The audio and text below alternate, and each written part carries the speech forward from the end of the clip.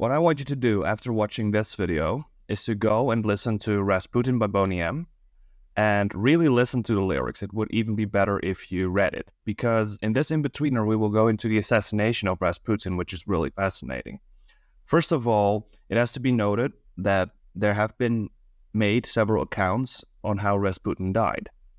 The one used in the song by Boney M is the account of Prince Felix Yusupov, and is the one that is the most sensational.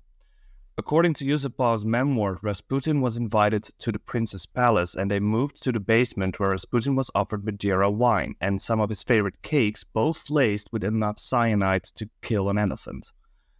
This didn't do a thing to Rasputin, and he seemed not to be affected by it in any way.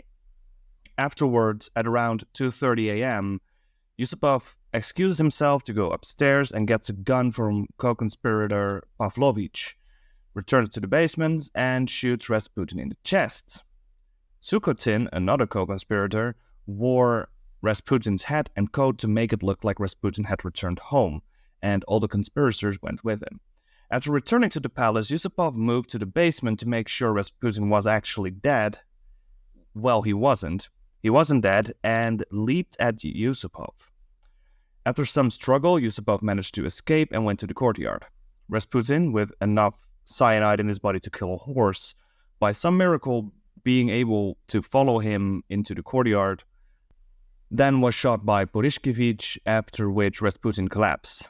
He then was wrapped up in some cloth, driven to a bridge, and then thrown into the Malaya Nevka River.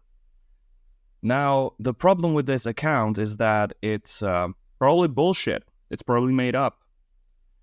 Rasputin's daughter later came out saying her father didn't even like sweets, so he couldn't have any cyanide poisoning from eating the cakes.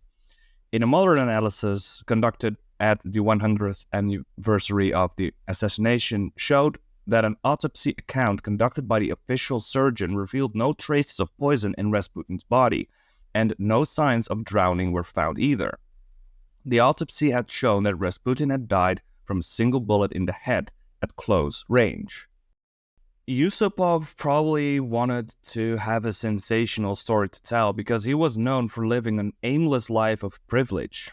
In fact, Duchess Olga, one of the daughters of the Tsar, who worked as a nurse during the Great War, is reported as saying, "Felix is a downright civilian, dressed all in brown, virtually doing nothing, an utterly unpleasant impression he makes, a man idling in such times." Yusupov probably saw the organization of the assassination as an opportunity to reinvent himself as a patriot fighting for his country, albeit without leaving the comfort of his palace.